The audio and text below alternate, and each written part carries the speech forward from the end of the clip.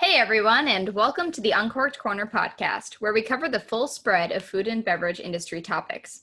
My name is Bianca, PR and marketing professional by day, and food and wine connoisseur by night. And my name is Nick, an accountant with a passion for barbecue, beer, and whiskey.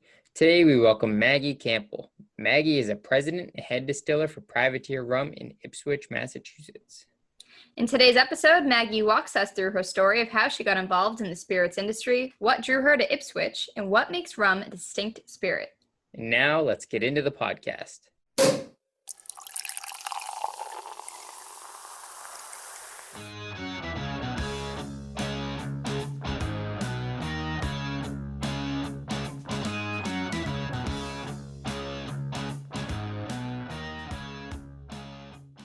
Welcome to the show. To start, we'll let Maggie introduce herself and tell us about her role at Privateer Rum.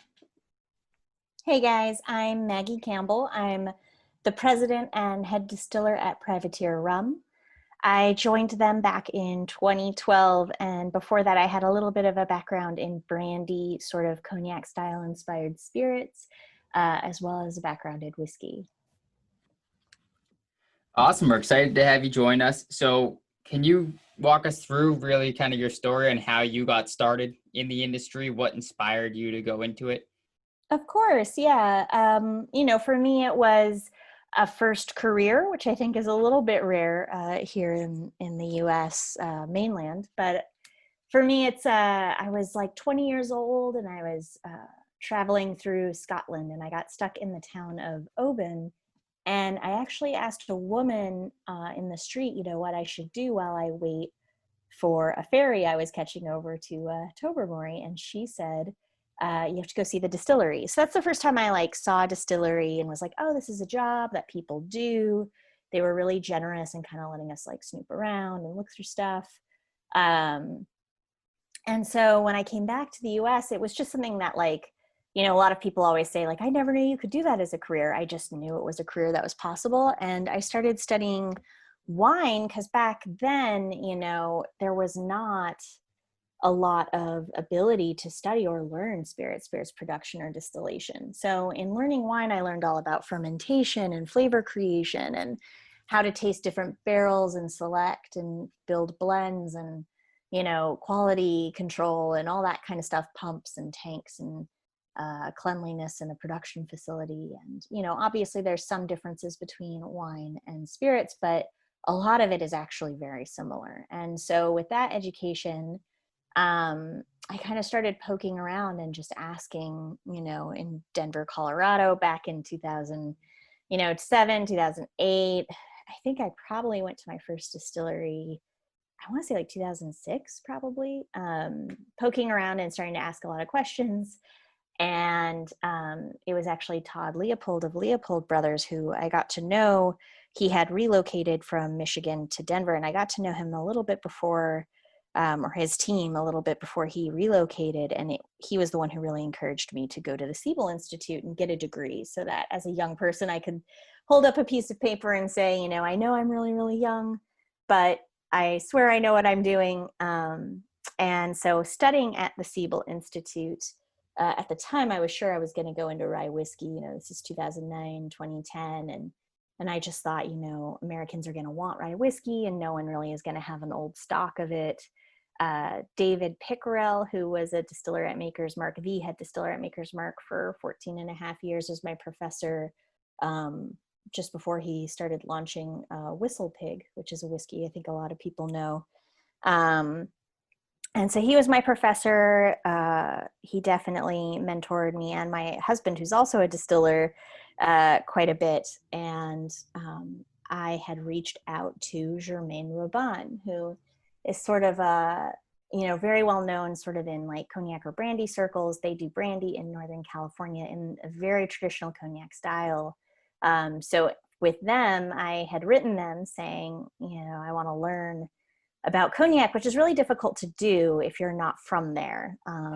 There's not a lot that's accurate, that's very open or published or shared. And so I was really fortunate that, in just writing them this offhanded email, they were looking for an assistant distiller. They knew I had a background in wine and was studying distillation, and they were, really excited for me to come on as assistant distiller. So I was thrown in the deep end very quickly. But it was great because there I got to have a little bit of a hand in sort of the making of the wine into then what we distilled into brandy. And so, getting to be in vineyards and test grapes and help, go over fermentation data, as well as running a still and also tasting barrels, blending barrels, working in a barrel warehouse that had 30 years worth of barrels, which is so rare in the US with our, younger scene, I would say.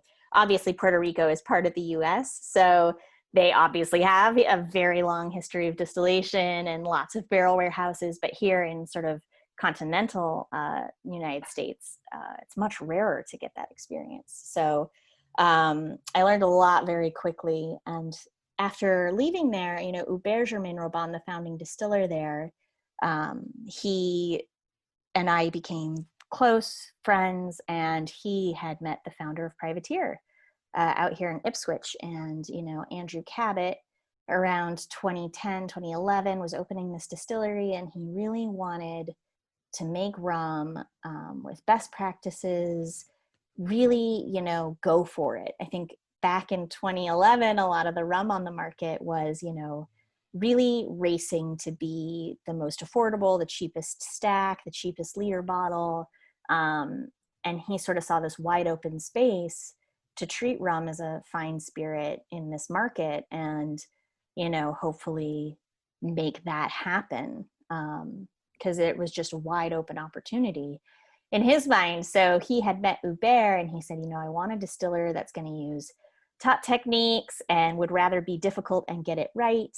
Do you know someone? And Hubert called me. And so I actually moved to Massachusetts here for the job. That's awesome. I'm actually based in Ipswich, and so when I went to pick up the spirits that we have, I couldn't believe how close it was to home. So that was really exciting. I had no idea you guys were that close. Oh, that's awesome. Yeah, it was pretty cool, and I would love to come in sometime to see it, but I know nothing's open right now.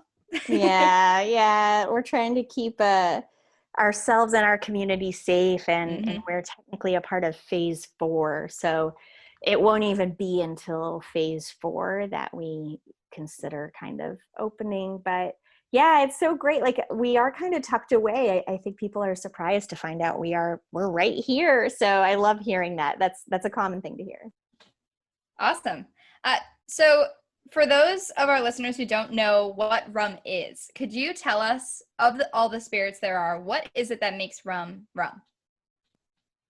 Yeah. So what makes rum is that it's distilled from sugar cane. So whether that's sugar cane molasses, fresh pressed sugar cane, those are really the traditional sources of rum. So if you wanted to sell rum in Europe, by law, it has to be sugar cane or a byproduct of sugar making. So here in the US, you see some craft distillers use like bagged sugar, like crystallized sugar, but that's definitely not legal everywhere. I would say globally, it's from sugar cane, and oftentimes people will center that perspective in the Americas in particular. So in Japan, they'll make sugar cane distillate, and a lot of people, say that's not rum, they would consider it soju. Or, in other parts of Japan, they'll do rum distillate like 9 leaves. I consider it rum, but some people would say, oh no, rum is only centered in the Americas.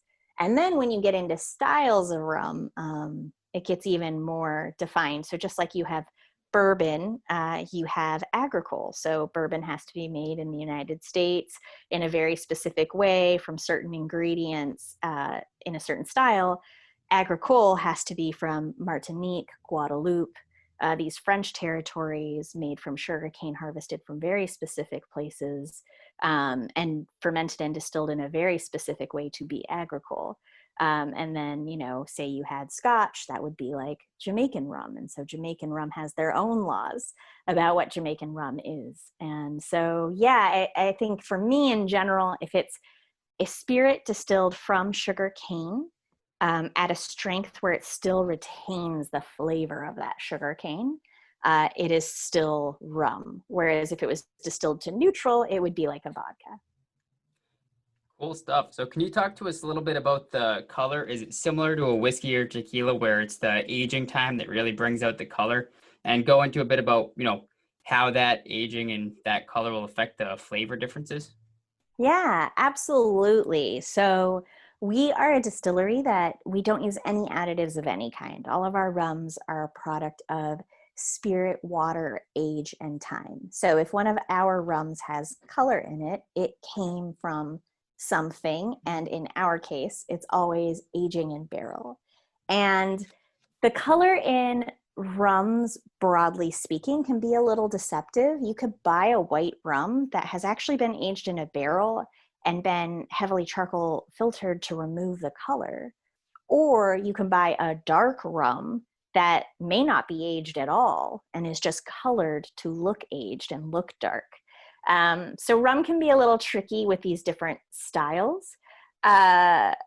There's also just the whole set of rum that can be aged, but then also colored to look older than it is or look a certain way or standardize a color. We don't do any of that. All of our rum is naturally colored from the natural oak it came in. So we have rums like our Navy Yard rum, which is always going to be a cask strength rum, aged in new oak. So it's going to have a really rich, deep color because when you use new oak, the oak is very fresh and it extracts a lot of color. Whereas our New England Reserve rum, which you guys have and we'll taste a little later, you'll notice it's sort of a medium amber hue. And that's because it's a blend of some new oak barrels, but also some used whiskey barrels. So in the Caribbean, it's very common to be using used bourbon barrels. The bourbon barrel industry has to, by law, use a new barrel. So they are throwing out their barrels every single time. So the Caribbean buys them on the cheap and uses them a second time. And so they get this usually a softer color, and that's where you'll see they'll add color to sort of standardize or punch up the color. We don't do any of that. For us, the color is all natural. So, that color, it comes from alcohol being a solvent. Whatever you put alcohol in, it will try to dissolve into solution. So if you put a cinnamon stick in a bottle of rum, it's going to turn red and taste like cinnamon. And if you put oak in that rum, it's going to absorb the color of that oak, hopefully a really lovely hue, and some of that flavor. So that is one part of aging. The other part of aging is there's all sorts of very complex chemical interactions that happen as it sits in barrel to create more flavor. And there's also evaporation, which helps to improve and concentrate a lot of the flavors in barrel. So you get color from age, but you also get flavors from age that have nothing to do with the oak. But the oak can impart a lot of vanilla and spice and toasted coconut. And depending on where that oak is from, you might get a little different nuance or texture if you're using we do a cognac cask finish on some of our rums. So that's going to be French oak. So you're going to get much more black vanilla bean, toasted coconut, sort of singed honeycomb oak flavors. Whereas our stuff aged in new American oak is going to have more of that toasted coconut kind of flavor. And with all those flavors in mind, rum for me has always kind of been a summertime staple. I love mixing rums and drinks. And there's so many drinks that you can mix up using rums. What are some of your personal favorites and recommendations you have for, some of the rums that you have? Yeah, especially this time of year. We just love a classic daiquiri. And this is not your daiquiri with your blender, although those could be fun and silly sometimes, don't get me wrong. But this is fresh limes, juiced, fresh sugar being muddled into the lime juice, iced rum, shaking it, and it's just fresh and vibrant. It gets a little frothy. I love it.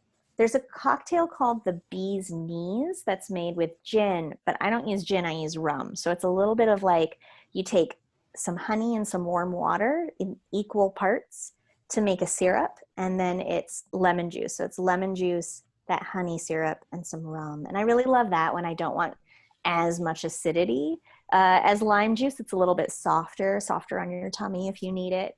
I do a lot of rum and tonic, especially our New England white rum.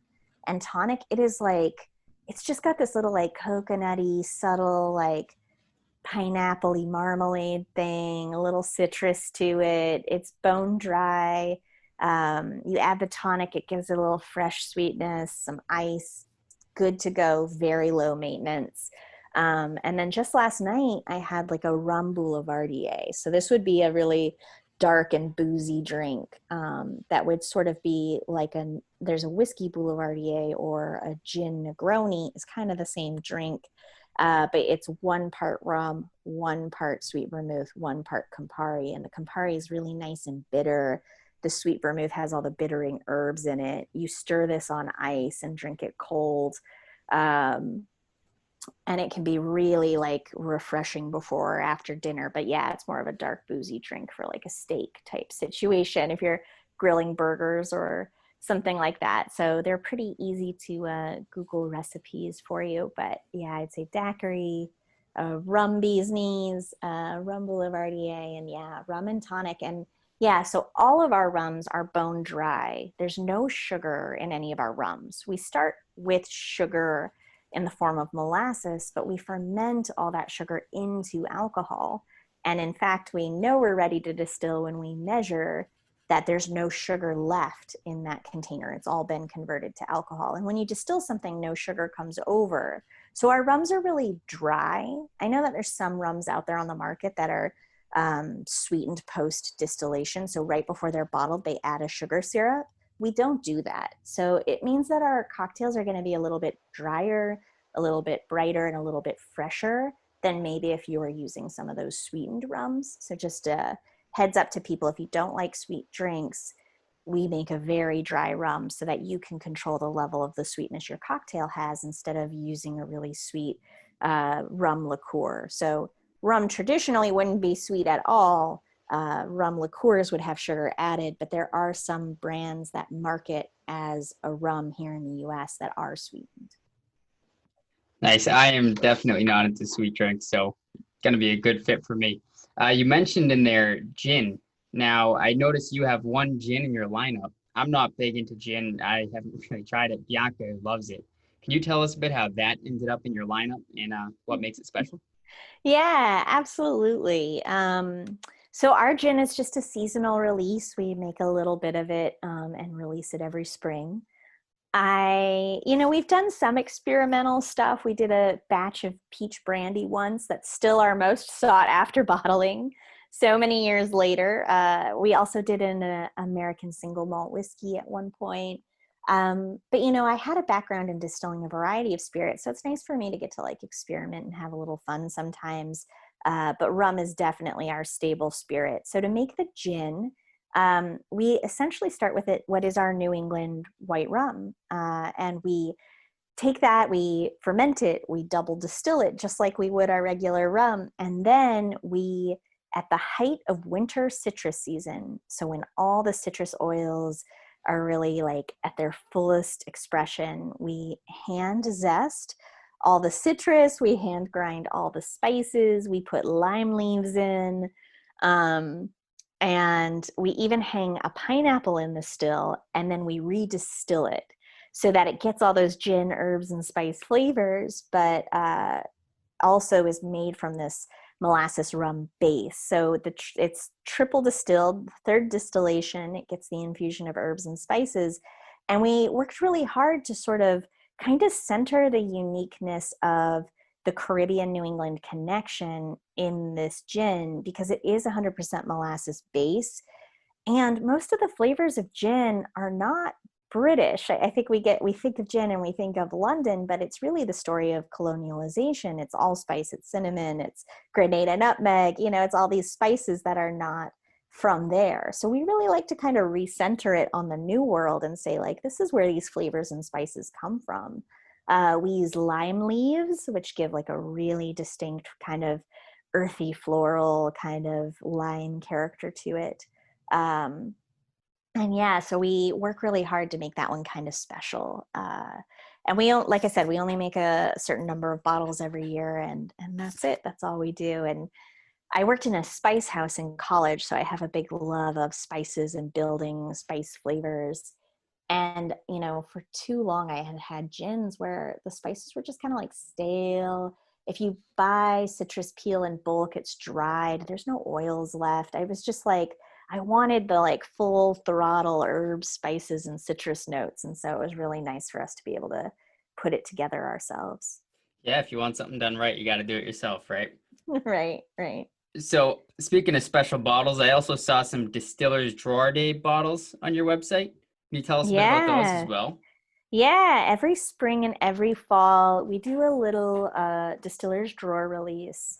Um, I remember the very, very first distiller's drawer barrel we ever had. And basically, as we have grown over the last 9 years as a distillery, our inventory and our stock and our cellar have grown. And we've begun to really identify, like, this barrel is really special. Like, this is not something that should just go into our regular lineup or be put into a blend. Like, this is really exceptional. Let's release it on its own as a single barrel. And so that's sort of how Distiller's Drawer started. And we've done some experimental rums. We did a double pot stilled white rum that was like really funky and powerful. We've done a number of things with this Distiller's Drawer, but it's very much speaks to the idea of whenever you go to visit a distiller as a distiller, they always have like a couple little bottles hidden in their desk drawer that they're really proud of. And they're like, oh, come over here. You got to taste this. And the founder of Privateer, Andrew Cabot, that was an experience he had. He had that experience in Martinique. He was tasting with a distiller and just thinking like, why isn't this what you bottle? This is so cool. And just wanting to like release the rums that distillers love to drink out into the world, like just as we would drink them right from the cask.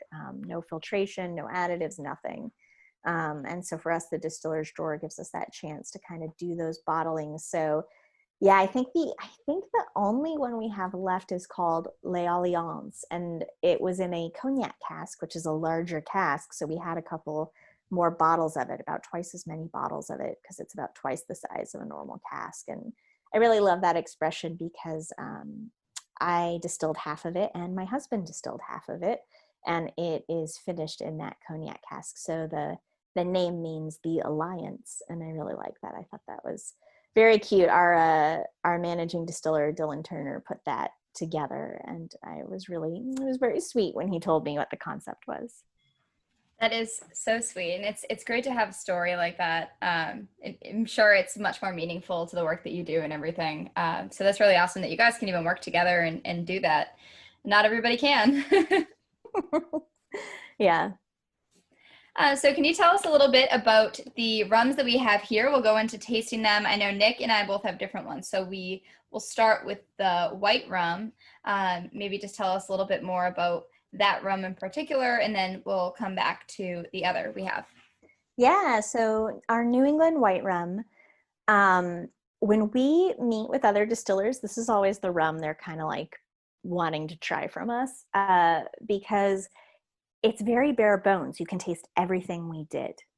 It's a very revealing rum, and I love that. So it's 100% single origin molasses. So all of our molasses is responsibly sourced from a single origin, a single mill. We work with a brother and sister team founded this mill. We work with a great family who does the importing for us. And this is very, very rare in the world of rum. Most molasses for rum in the world is bulk traded and bulk bought, and is not really tied to its origin. It could come from anywhere, from whomever is selling it cheapest at the time. So for us to use a single origin, single valley sugarcane molasses is a real treat. So it's all single origin. The mill we work with is through Sugar for Good. So they do all kinds of work to ensure worker safety, environmental health, and community support, which is very, very important to us. And it is fermented very slow and cool over 6 days. We use a blend of yeast, that's our house blend, as well as allowing natural yeast to play a role. So we have open top fermentation is what that's called in our industry. We double distill it. First distillation is in a big fat pot still, and second distillation is on a single column batch still. So with column stills, you can have a single column, which just gives it a little bit of structure and brightness. You can have a multi-column, which can distill all the way to vodka. So there's a big range. So we're on the lighter end of leaving in more flavor and character. After it's distilled, it rests in a tank for 3 months. And as it rests, we get some of that really positive evaporation. We get some little bit of oxidation, meaning that flavor off the still might taste like fresh cut pineapple at first. But by the time it's kind of rested and gone through this process, it tastes more like pineapple marmalade. And then there's also some esterification, where it's just a fancy way of saying like more flavor develops in the rum. There's a lot of chemistry behind it, but it's sort of the same thing that happens in aging in barrel, just without the oak. And it sits there, it rests. We bottle it with just adding water to bring it to bottle strength, because it comes off the still very high alcohol. No one would want to drink that straight. So we bring it down to bottling strength, and it's unfiltered, no artificial aroma essences, no artificial distillery flavors, no mouthfeel agents, nothing. It's just spirit, water, and time. I think people would often be surprised about all the products on the market that distilleries can use as additives to make their product taste different. But for us, we just leave it exactly as it is. So this is why a lot of distillers who come and visit want to try it, is we don't standardize the filter with any, we don't standardize the flavor with any filtration. We don't standardize it with any additions. We just leave it exactly how we made it. Which means that everyone on our team, you know, the 3 distillers who work there, me and Dylan and Peter, we really have to be in sync exactly how we're running the stills, how we're making our cuts, so that we get the same flavor that we're going for every time. And that's the one that I'm sipping on here, and it definitely doesn't need any help. It's delicious. It's smooth. It goes right down. It's awesome. So what does Bianca have over there? She's got our New England Reserve rum. So this kind of goes through that similar process where it's fermented and the first distillation is in a pot still, but the second distillation is a little bit different. So when we make the New England Reserve rum, we are tasting about 25 barrels to create this blend. And the blend has a house style that we're always trying to reach, but we'll blend together casks that are double pot stilled for really rich, fatty undertones, stuff that's, you know, gone through the single column distillation for more bright top note aromatics. We'll blend together barrels that have been aged in used whiskey, new oak, used brandy, used rye whiskey barrels, all sorts of different barrels to create more complexity and depth. So this one is all about the art of the blend. And it is, all these barrels are married together to mix and mingle all the flavors. They are then recasked and finished in casks. And then when we're ready to bottle, after about 6 months that this blend has already been resting in its finishing casks at the very end, we will add the last little bit of water and bottle it. Again, no filtration, no artificial oak flavoring, no artificial coloring, no artificial age flavoring. It's just spirit, water, oak, and time that ends up in that bottle. So hopefully there's a lot of complexity and depth, and it is a blend of rums that are at the youngest 2 years old and at the oldest 8 years old. That's really interesting. It definitely has a unique flavor. I have had a lot of rums, but I would say this one is definitely it has a lot more flavor notes than some of the other ones I've tried. And I love like this smells so nice. It's like a very nice kind of soothing smell. So I think that's pretty cool because you don't really get that with a lot of spirits. Yeah, and we always say like on the back palate side of the finish, you'll get this little like minerality. And to me, like that's the flavor of Ipswich and the salt marsh and like the ocean and the nor'easters. Because as we said, alcohol is a flavor or a solvent. It absorbs all of the flavor it comes into contact with. Mm-hmm. So if you have that Ipswich air in and around those barrels, it's gonna pick up some of that character. And because every single drop is fermented, distilled, aged, and bottled here in Ipswich, Massachusetts, it's gonna have the terroir of that salt marsh. I love that. Obviously being from here now, it's even more special. So I'm gonna have to make this my staple. Before we go, Could you tell us where we can find your rums and spirits in stores, online? Where can listeners find them for themselves? Absolutely. So our rums are available all over Massachusetts, restaurant and retail. We sell rum at the distillery, and we also work with Sealbox out of Washington, D.C., and they can ship to about 22 states. Otherwise, you can find our rum in the EU through La Maison du Whisky or Velier. We're very fortunate to be partnering with them over there. That's been wild and exciting to know that rum fans are looking for it as well. But I would say those are the top places to find it. Great. And where can we find you on social media and online? Yeah, my handle is at halfpintmaggie, and I'm on Instagram. That's definitely the best way to find me. And Privateer is at Privateer Rum on Instagram, Privateer Rum on Facebook. Great. Well, it was so nice getting to know you and learn more about Privateer and the different rums that you have. I'm excited to mix this into a drink later on since I have some left. And we are just so appreciative of your time, and just thank you for coming on. Oh, thank you guys so much for having me. And, you know, when we emerge to a place where we can host people, I'd love to have you guys out. We'd love to Absolutely. come down. We had a great time talking to you today. Cheers. Cheers. Thank you Cheers. so much. Be sure to follow us on social at Uncorked Corner and on the blog at uncorkedcorner.com for a taste of more food and beverage content. And if you enjoyed the show, don't forget to leave a comment, subscribe, rate, and review on whatever podcast platform you prefer. Thanks for listening.